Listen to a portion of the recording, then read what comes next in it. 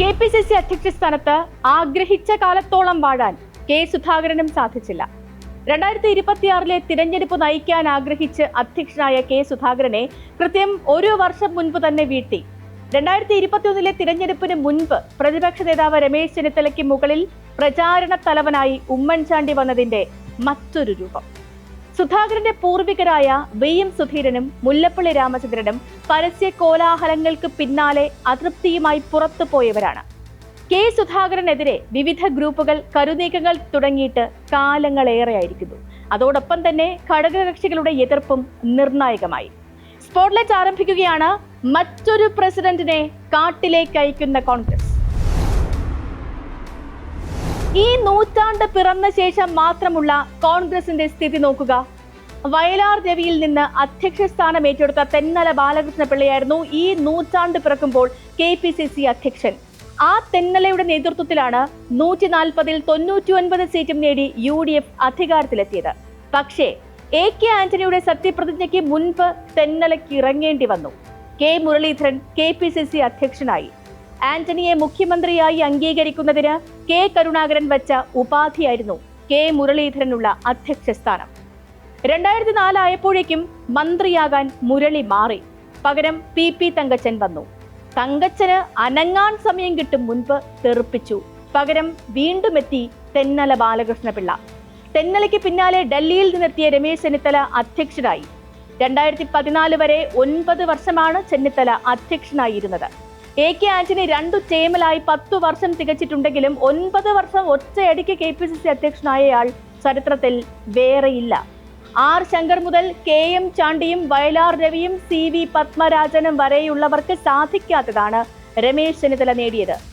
ആഭ്യന്തരമന്ത്രിയുടെ താക്കോൽ സ്ഥാനത്തേക്ക് രമേശ് മാറിയിരുന്നില്ലായിരുന്നുവെങ്കിൽ 10 വർഷം അതേ കസേരയിൽ തികയ്ക്കുമായിരുന്നു.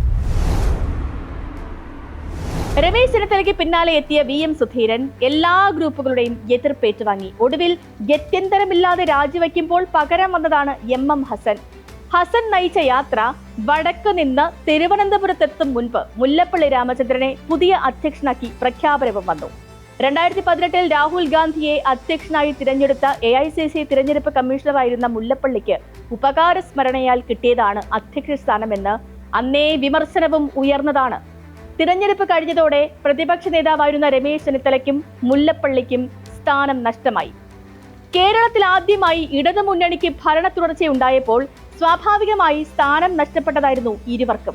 രമേശ് ചെന്നിത്തല അധ്യക്ഷ സ്ഥാനത്തു നിന്നും 2014 മാറിയപ്പോൾ മുതൽ നീക്കം നടത്തുന്നതാണ് K സുധാകരൻ. ഓരോ തവണ KPCC അധ്യക്ഷൻ മാറുമെന്ന ശ്രുതി വരുമ്പോഴും KS നയിക്കട്ടെ എന്ന ബോർഡുകൾ തിരുവനന്തപുരത്തുയരുന്നതും പതിവ് കാഴ്ചയായിരുന്നു. സുധാകരൻ ലക്ഷ്യമിട്ടത് 2026 നിയമസഭാ തിരഞ്ഞെടുപ്പായിരുന്നു. പിണറായി വിജയനെ തോൽപ്പിക്കാനുള്ള തിരഞ്ഞെടുപ്പ് നയിക്കുമെന്നായിരുന്നു ഇതുവരെ പറഞ്ഞതും. സുധാകരന് കോൺഗ്രസിലുള്ള ഏറ്റവും വലിയ പോരായ്മ ഒപ്പം നിൽക്കാൻ ഒരുപാട് പേർ ഇല്ല എന്നതാണ്. KPCC അധ്യക്ഷനായ ശേഷവും ഇഷ്ടക്കാരെ വളർത്തിയെടുക്കുന്നതിൽ സുധാകരൻ ശ്രദ്ധിച്ചില്ല. പഴയ I ഗ്രൂപ്പിലെ നേതാവ് എന്ന നിലയിലാണ് നിന്നത് എങ്കിലും I ഗ്രൂപ്പിലെ സ്വന്തം ഗ്രൂപ്പിന്റെ നേതാവ് എന്നതു മാത്രമാണ് ഇപ്പോൾ സ്ഥാനം. പഴയ I ഗ്രൂപ്പ് പ്രബലരായ 5 പേരുടെ കീഴിൽ വിഘടിച്ചു നിൽക്കുകയാണ്. I ഗ്രൂപ്പിൽ ഒരു വിഭാഗം KC വേണുഗോപാലിന്റെ കീഴിൽ, പിന്നൊരു വിഭാഗം VD സതീശന്റെ കീഴിൽ, മൂന്നാമതൊരു വിഭാഗം രമേശ് ചെന്നിത്തലയുടെ കീഴിൽ, നാലാമത്തെ ഗ്രൂപ്പ് K മുരളീധരൻ. ഇതെല്ലാം കഴിഞ്ഞ് K സുധാകരനും. ഇവരാരും ഗ്രൂപ്പ് ഉണ്ടെന്ന് സമ്മതിക്കുന്നില്ലെങ്കിലും I ഗ്രൂപ്പ് 5 എന്നാണ് കോൺഗ്രസുകാർക്കും സംശയമില്ലാത്തൊരു കാര്യം. I ഗ്രൂപ്പിലെ 4 വിഭാഗവും എതിരായി എന്നതാണ് ഇപ്പോ K സുധാകരനെതിരായ ഘടകവും. KC Joseph, Benny Behanan, MM Hasan, Shafi Parambil, PC Vishwanath, Rahul Mankoottathil എന്നിവരൊക്കെ പഴയ A ഗ്രൂപ്പായി ഒന്നിച്ചു നിൽക്കുന്നവരാണ്. പക്ഷേ ഇവരിൽ ആരാണ് നായകർ എന്ന് ചോദിച്ചാൽ ആർക്കും ഉത്തരമില്ല.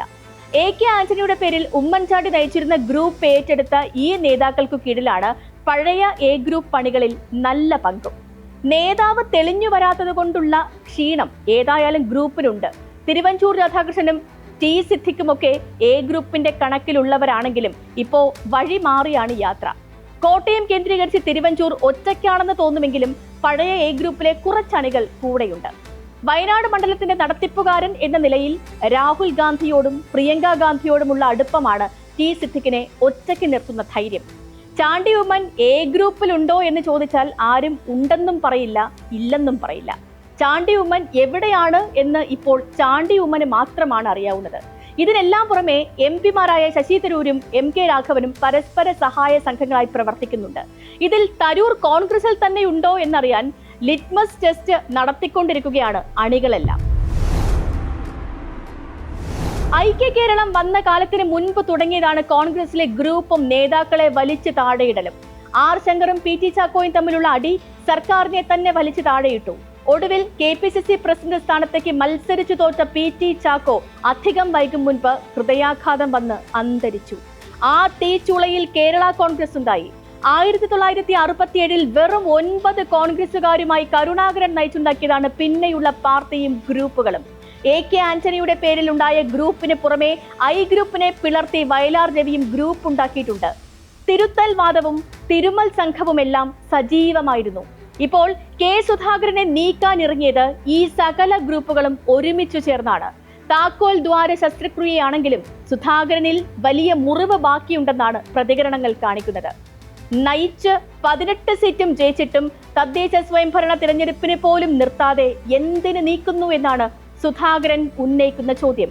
അതിനുള്ള ഉത്തരം ഇനി അങ്ങോട്ട് കിട്ടാനും പോകുന്നില്ല. സ്പോട്ട്ലൈറ്റിന്റെ നാളെ മറ്റൊരു വിഷയവുമായി ഇതേ സമയം.